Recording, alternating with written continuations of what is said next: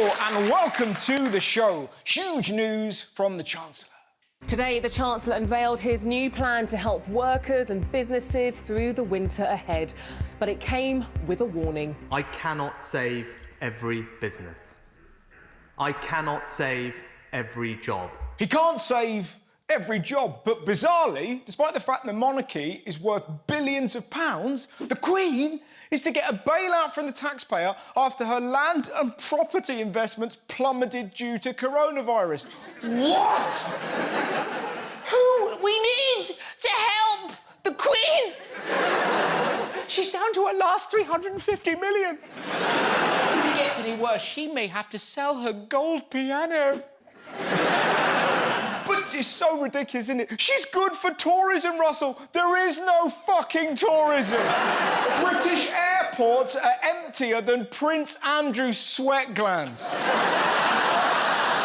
It's nuts. She owns shopping centres, palaces, racehorses, art, the crown jewels. She's hardly struggling. We're not going to see her down cash converters. Her and Phil aren't going to be working at Asda. Just beep, beep. You collecting vouchers for school, babe? Beep. Philip! I need a price check on nuggets. In a minute, woman, I'm busy. Bing bong! Hello, everybody. There's been a spillage in aisle 4. It was me. Hey, Liz, look, there's tokens with your face on, and they released the trolleys. It's nuts, isn't it? She's absolutely minted. She's not going to have to set up an OnlyFans account. Fetch a butler around a mop. That's a wet-ass pussy.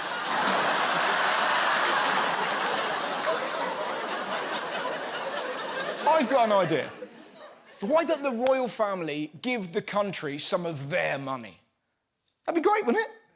And it would certainly change the national anthem. Thanks, Liz, for all that cash. Let's go out on the lash till 9:59. Because you're taking less, people will face less stress. We can fund the NHS.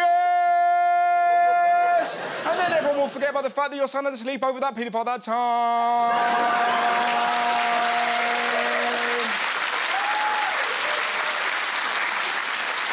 So, what else? Well, we've got new Corona adverts. They've come out in Scotland and England, and they are slightly different in tone. Here is the one for England. Who doesn't love a face like that? She's amazing. Everyone you love is on your phone. He's just been there for every pivotal moment of my life.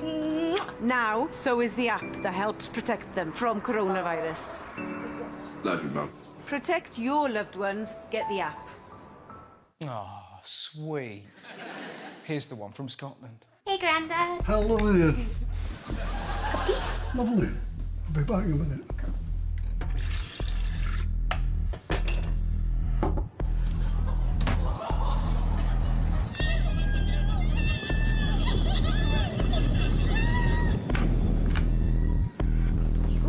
Thank you very much. Lovely cup of tea. Holy shit! England, we can beat the virus with love. Scotland, don't kill Grandad, you shitty-faced bitch. It's mental! She looks like she's been rimming Shrek. It's disgusting. Right, Liz? Right.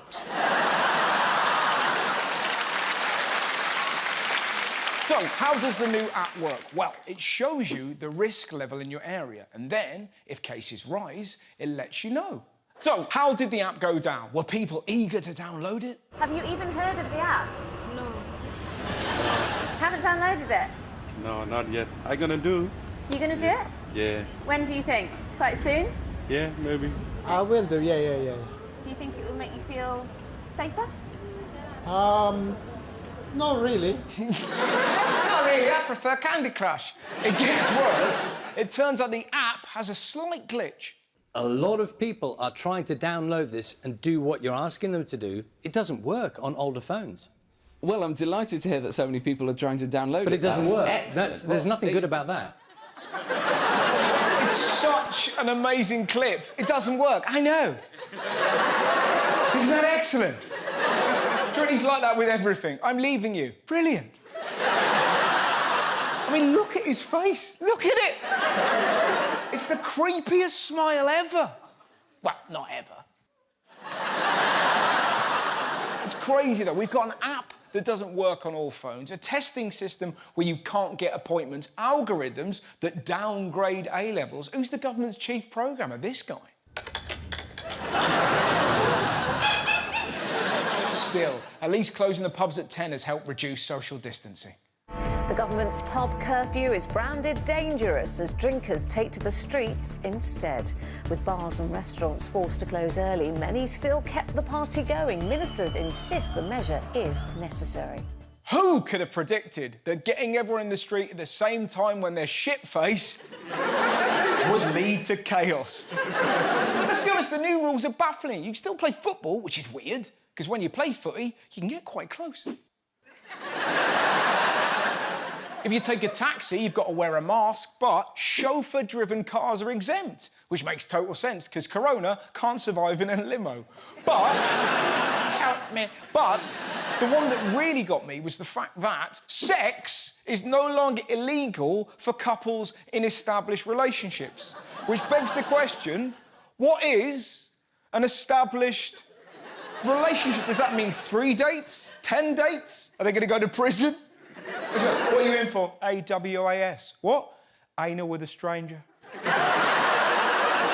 mad, isn't it? Who's going to enforce it? The sex police? What are they going to do?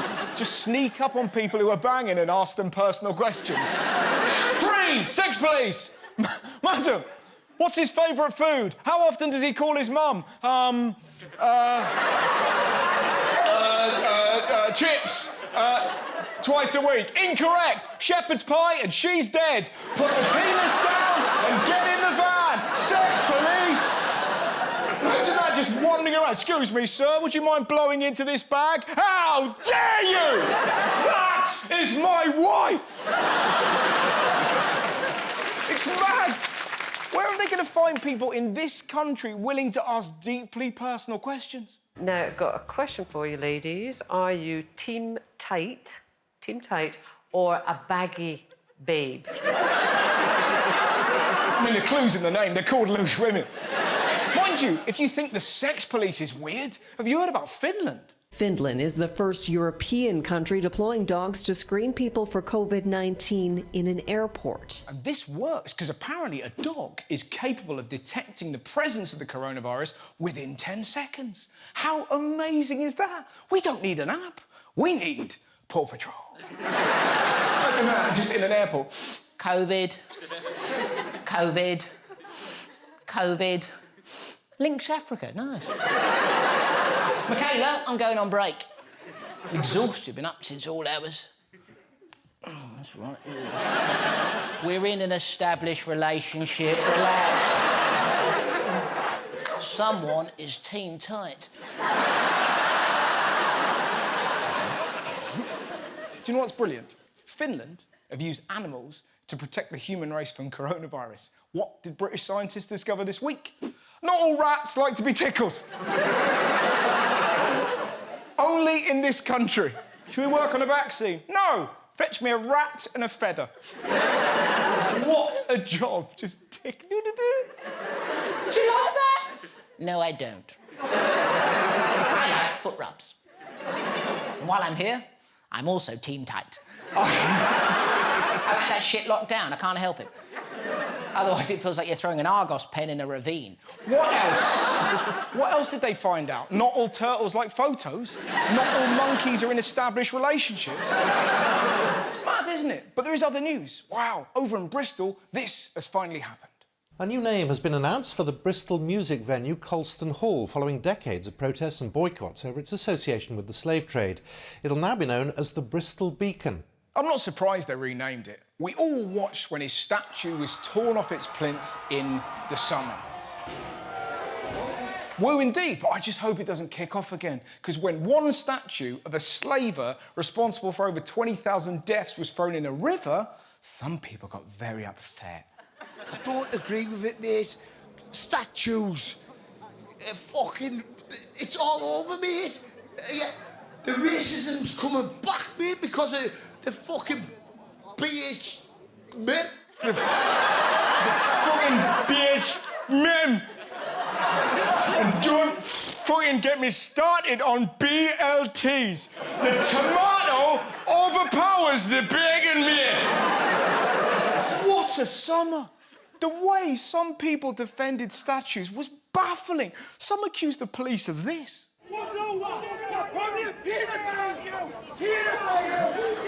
One moron pissed next to a memorial to a murdered policeman. Wow, indeed. And some defended a statue of Winston Churchill by doing this. Churchill, who defeated Hitler, being defended by men apparently making Nazi salutes.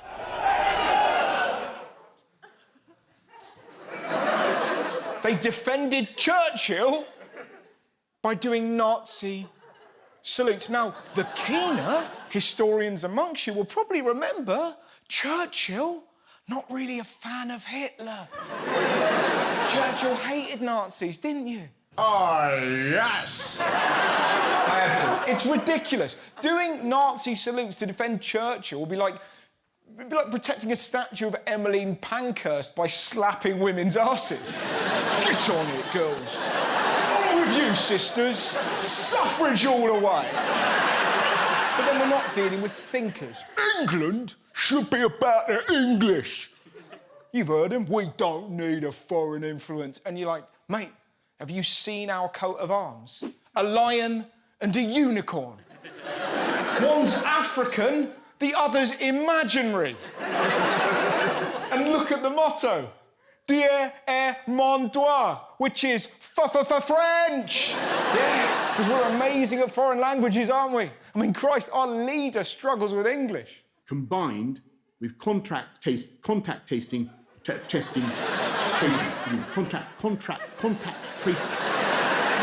What's the other one you hear? We need statues, because you learn from statues. Do you? Really? What does this teach you? Never book this guy to babysit. You get a bit upset if your fist C-3PO. Some dwarves carry butt plugs. Some people love leprosy frisbee. I mean, did we really need to immortalise this? Let's hope to Christ that they are in an established relationship. Join me after the break when I'll be putting your questions to the brilliant Kevin Bridges. Who would look better in a porno, you or me? Depends. If you're after something gritty... authentic would be me. Authentic, yeah, would be you. Yeah. Like British kind of yeah. amateur, got like glory hole sort of shit. Yeah, exactly.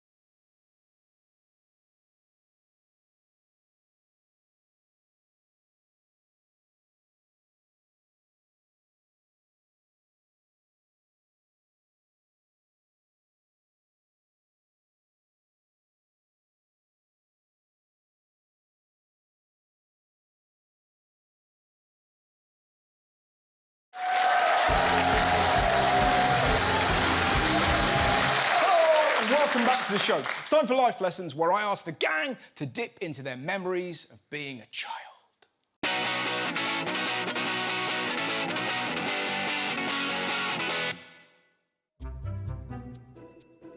here's a childhood memory that won't go away, yeah?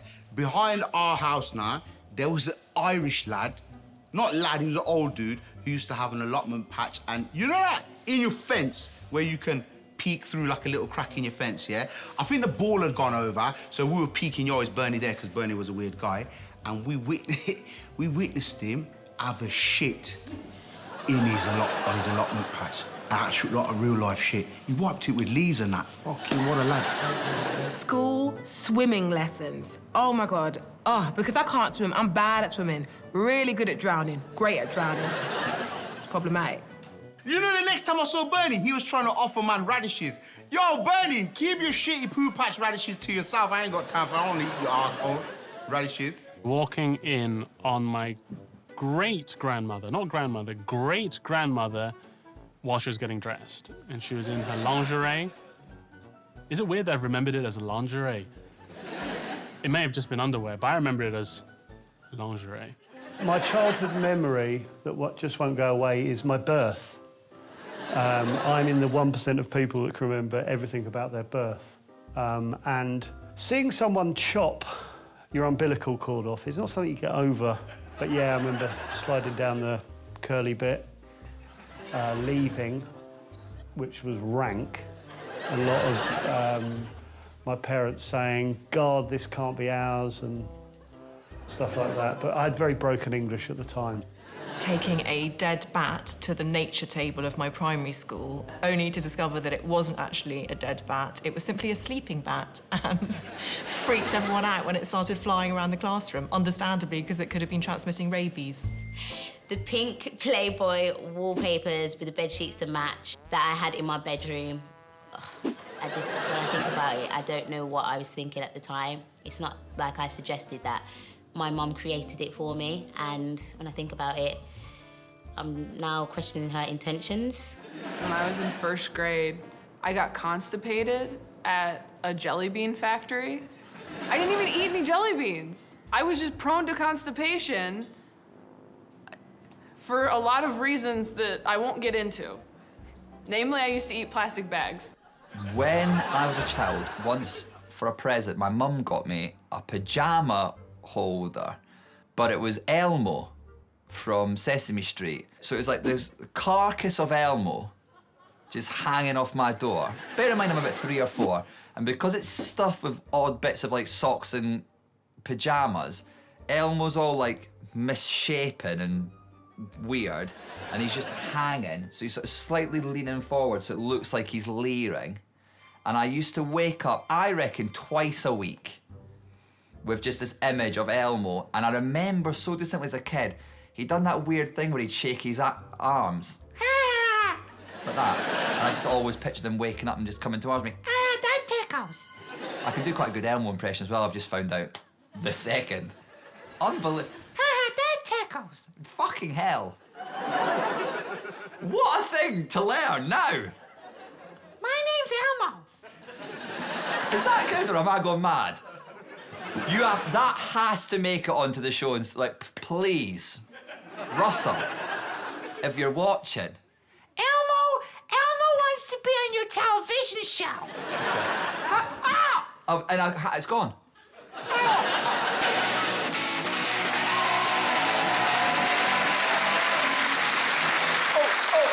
Now it's time to be part of the show where I book the guest and you ask the questions. This week is one of Scotland's finest exports, the magnificent Kevin Bridges.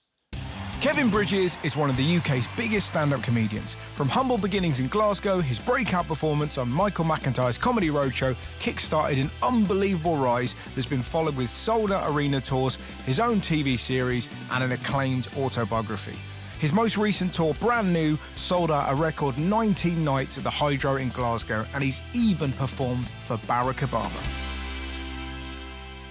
Kevin Bridges, here we are. Yes, Russell, we meet again. The last time I saw you, I left you in a hotel bar in Liverpool with my brother, your wife, and Neil Ruddock. Yes. What? I can't believe you went to bed. I was... It was... How could you leave such a scene? It was so much fun. I was so pissed, and I know that you guys stayed up. And my brother told me that halfway through the night, you turned to Neil Ruddock and said, "Who are you?" I was sitting just going, who is this big guy? I was having a good laugh. And then the subject of Neil Ruddock came up. Yeah. And I was going, oh, where is he these days? And I think he thought I was taking the piss. And he's just bought you a pint. Fuck, it was a great night, man. We should get to the questions. The first one is from David. Could you ask Kevin if he's learned any more Spanish since learning una mesa para cuatro, por favor? A little bit. That was my plan at the start of lockdown. Like everybody else, everybody had a list of productive shit, and then we ended up just lying watching Tiger King and the Michael Jordan documentary. And what does una mesa para cuatro, por favor mean? That means a table for four, please. Oh, right, I see. Okay. I've actually got a Spanish mate, and he works in a hotel in Tenerife, and he Right. was saying to me, like, how come every Scottish person that arrives is always shouting una mesa para cuatro? He's like, even when there is fucking 8 of the guys, they want a table for 4. He's like, I was like, I don't know, mate. I don't know why I picked. It was a routine I done about Rosetta Stone, or the language discs. Yeah. And it's learning through repetition, so I think that's what the guy's talking about. This is the thing with you. So many of your routines are part of sort of the way that Scottish people talk now. Yeah. Does that freak you out? My first ever big TV stand-up show was Michael McIntyre's Roadshow. Yeah. When I done the routine about standing at the bus stop. Yeah. And the guy threatening to stab me for a quid. Yeah. And my joke was a quid, so that's quite reasonable to avoid a stabbing and all that sort of stuff. So when that first went on, people would be shouting, like, give me a quid or I'll stab you. And Yeah. it just took you a wee while just to remind yourself they're only quoting, they're only just quoting your joke. But no, the first day I've ever been on telly, it's quite surreal. But what a weird moment for, like, that was the moment that you knew you'd made it, when people wanted to stab you for a quid. I know. This is from Josh. If you had the power to make anyone go bald, who would you choose and why? Robbie Savage. Yes. That was a good one. I think it would change his whole Fucking, personality. that's a perfect answer, because like halfway through BT Sports and stuff like that, and you just kind of walk in and just like that, and it just falls. You know, like when Aslan got shaved, it'd be like that, just to see you kind of wander in, and then just point at the rest of the pundits with this sort of power that you could do it to any of them, so they had to back their Like ideas a up. warning shot. Yes, yeah, exactly. Aye, that would be good. Right, now, we've got a VT question from Dr. Floyd. Hi Kevin, hi Russell. Got a question. Who is your favourite Marvel superhero and why? I'm going to suggest that he's not actually a doctor. Sounds like a Marvel superhero. Yeah. Maybe that's why he's gave himself a superhero-ish name. Straight to the point though, 6 seconds, that was it. Sent. Bang. Who's your favourite Marvel superhero? I'm not a big superhero guy, but I love the Batmans, the Heath Ledger one, obviously. Yes. But it's a bit obvious to say Batman, isn't it? But I think you're right. I think by and large they're an absolute bag of wank, and they're always the same. It's like Ant-Man last year. They're running out of insects. Do you know what I mean? Have you ever been to Madrid? I haven't. No. Right, there's a place, the Plaza Mayor. It's a square in the middle, and there's buskers, but a decent enough standard of buskers, and then you've got the statues, and then there's this one guy who walks around in a Spider-Man outfit just asking people for cigarettes. And he's like, he's a big dude, big beer belly, and he's just known locally as like Fat Spider-Man. No. He doesn't get a picture with kids. He's stinking of booze. He's got a horrible attitude. He just goes, cigarillo, cigarillo, cigarillo.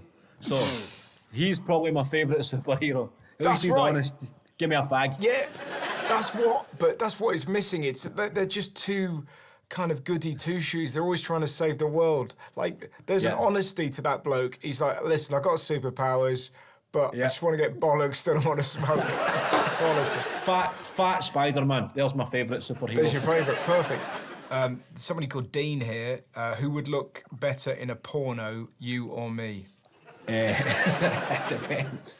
It depends what we're shooting. Do you know what I mean? If you're after something gritty and kind of urban, authentic would be me. Like, yeah, would be you. Yeah.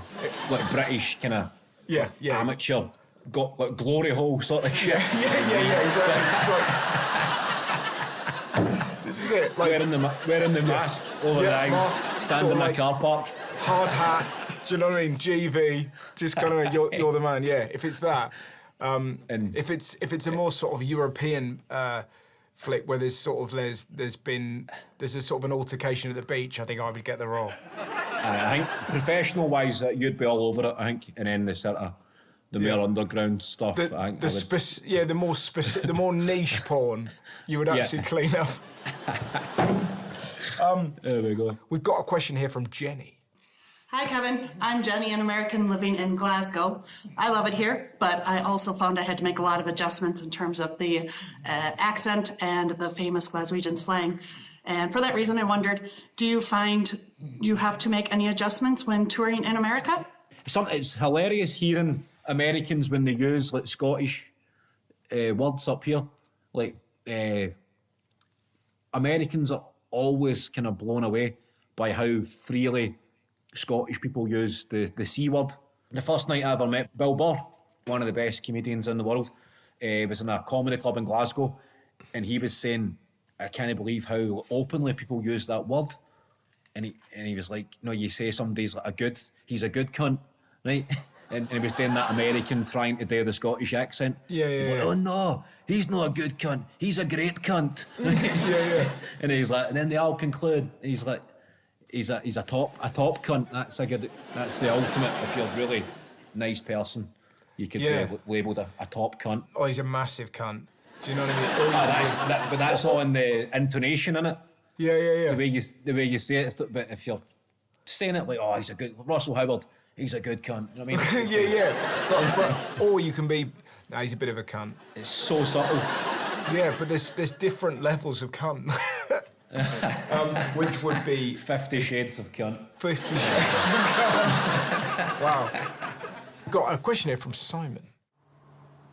Do you have a favourite bridge? Very stilted. There you go. Do you have a favourite bridge? Do you have a favourite bridge? The Erskine Bridge, because I grew up kind of close to that. And I went to school with a boy called Mark Erskine. So every time we passed each other, we'd always have a wee, I'm Bridges, he's Erskine Bridges. Oh, nice. And when you're 7 years old, that's hilarious. But nah, I've never been a big bridge guy. It's just I haven't got a favourite bridge, but I have got a favourite underpass. And that's the one in Stokescroft in Bristol. I was walking through there once, and a young lady was giving a man a hand job, and she went, "Oh look, it's Russell Howard." That's never happened to me in any other underpass where I've been recognised as someone's getting tugged. Now we've got a very special question for you here, Kev. Hi, Kevin. Big fan. My question is, what's the biggest animal you could kill just using your hands? Is that your mum? Yeah. Oh, I thought I knew the face somewhere. Your mum wants to know the biggest animal I could kill with my hands. Using just your hands, yeah. I'm tempted to say Razor Ruddock, but I doubt it. I think you would take me. I don't know. Yeah. I'm an animal lover, so it would need to be in self-defence. So an animal that's going to start the conflict, you know what I mean? Morally, I could not kill an animal, but... Well, I'm aware that you clearly don't want to kill an animal, so I'm trying to help you out. So instead of killing an animal, let's have you knock an animal out. What's the biggest animal you think you could knock out? A sheep. Probably. You said one punch? Yeah. I don't know if I could deck a sheep. You would need to really connect on a kind of with the jaw or something. Need to be a really good whole body weight right in. What about a belligerent monkey that had just stolen jewellery from your wife? Wow, very specific. So you're going to have obviously the aggression, the macho kind of I'll sort this one, babe. You've got all that. Never underestimate the kind of angry man with a point to prove in front of his good lady. The toxic masculinity is going to be there. Aye. And how tall was this belligerent monkey? No, in my mind's eye, I was dealing with like a 3 foot thing. Right, like the Punjana tips monkey? Yeah. Him. And he's kind of baring his fangs at you. He's almost laughing at you as he swirls your wife's jewellery around in his fingers. Him, the PJ Tips monkey, who I believe is That's actually the one. called Kevin. That's just a bit of information I retained from the 90s. So would you back yourself to take him out? I would say so. Right, we've got one last photo here, Kevin, that somebody would like you to explain. There you go. That's my lockdown haircut. I stupidly never preempted the lockdown and I never got a haircut as close to the point as I should have done. So I was only maybe 2 or 3 weeks in before I needed a trim. And bought clippers. Kerry my wife was going to shave it, and I thought, no, first of all, I want to experiment with a few haircuts that I was never allowed to get as a kid. Yes! That was the look back late 90s. That was an acceptable hairstyle. You've got a look there of like a camp General Zod from Superman 3. Do you know what I mean? I look at one of the guys that spins, the waltzer, the guy that jumps on behind. Yes, yes. But you look like a fair carny. Do you know what I mean? You run a fair. Do you know what I mean? No mucking around. As long as you pay, you're fine. People used to have that haircut, and they used to get the bit of hair gel and just spike it. Yeah. In the front. Just get it going there. Brilliant. Well, Kevin, that was so much fun. Thanks very much. It's been an honour. Take care, mate. See you soon. See you later. Bye-bye. Wonderful Kevin there. We actually made both of those pornos. Join me after the break when I'll be chatting to one of the stars of Downton Abbey and the brand new drama Brave New World, Jessica Brown Findlay.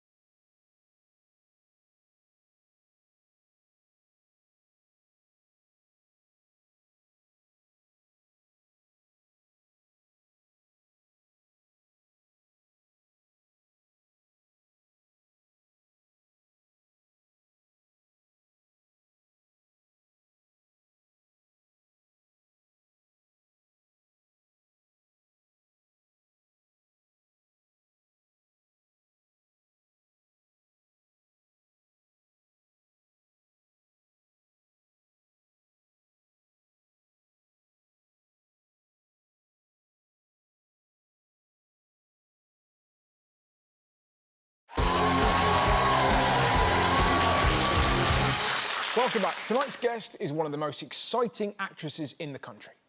Jessica Brown Findlay found international stardom thanks to her breakout role in Downton Abbey. You say I'm a free spirit, and I hope I am. But you're asking me to give up my whole world. And has since gone on to star in one of the most iconic episodes of Black Mirror, played a major role in the hit drama series Harlots, and now she brings us the dystopian sci-fi Brave New World. Let's welcome Jessica Brown Findlay.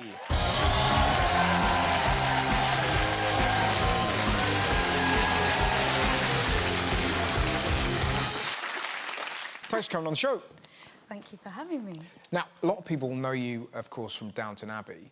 Did you know when you first read the script, you thought this is going to be massive? No, I really didn't. It was not because of the script, I guess just, it was my second job. I just finished an independent film and I was at uni, I was just in the studios. You were at university when you got it? How exciting. Yeah. So I was just working and I went and did the audition during a lunch break. So I just I didn't think too much about it. Yeah. I was so used to not getting jobs that I didn't just read it and think, this will be huge and I have to be obviously I'm going to be part of it. And did you know that you were going to die? No, I didn't know I was going to die. Oh, really? No. Well, I mean, not until the moment I opened the script, but I was sort of told, yeah, the third series was happening, and I was told then, but I didn't. It wasn't sort of a go to the end of the script, Jerry style, from and be like, what? So how old were you? So like 18, 19, 20 at university? Yeah. So how does that must change your life dramatically? Yeah, well, I was studying in my 4th year. Yeah. So I was kind of in amongst it. Yeah. And then, to be fair, when I was filming, I just kept going back. I had my cards, so I just kept nipping back in. The good thing, I was at art school, so no one really cared. Everyone was just too Oh, so what? So were you doing drama at art school, or? No, I was doing painting. Oh, really? Painting there. Did you paint during lockdown? Yeah, I did lots. What were we dealing with? What kind of stuff? I did lots of sort of drawings and paintings of people on their essential shops, and sort of drawing them and imagining what they were buying and what they were getting, and people sort of queuing, and so many interesting people around, kind of cautious but optimistic, on like days of sunshine, people just standing Oh, wow. in the sun, and So was I saw that- some really interesting things. And presumably it's fairly strange for them because they're going, holy shit, that's that girl off Downton Abbey staring at me in Co-op. Like that, and you're kind of looking at them thinking, you'll make an sketch. excellent painting. Yeah. Well, presumably, is that what you were doing? Were you sort of seeing people and going, I'm going to draw you?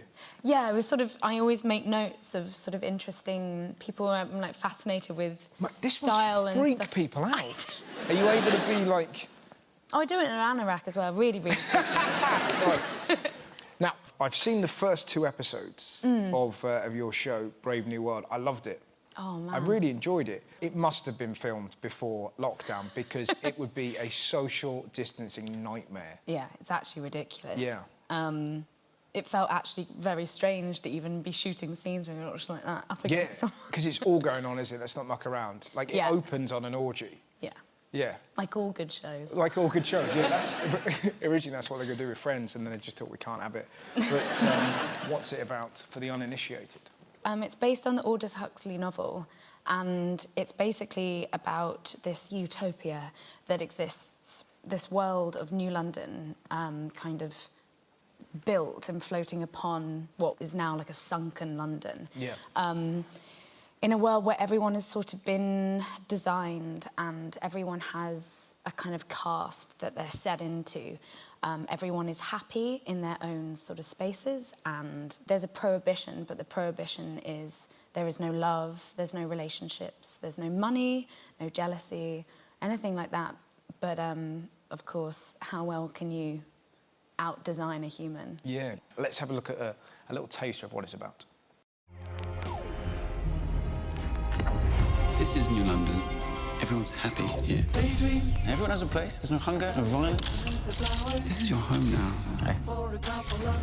There's no pain there, John. All you have to do is connect. Everyone belongs to everyone else. But this place is so perfect. Why is it upside down? There was a disruption. You want to be happy, or do you want to be free?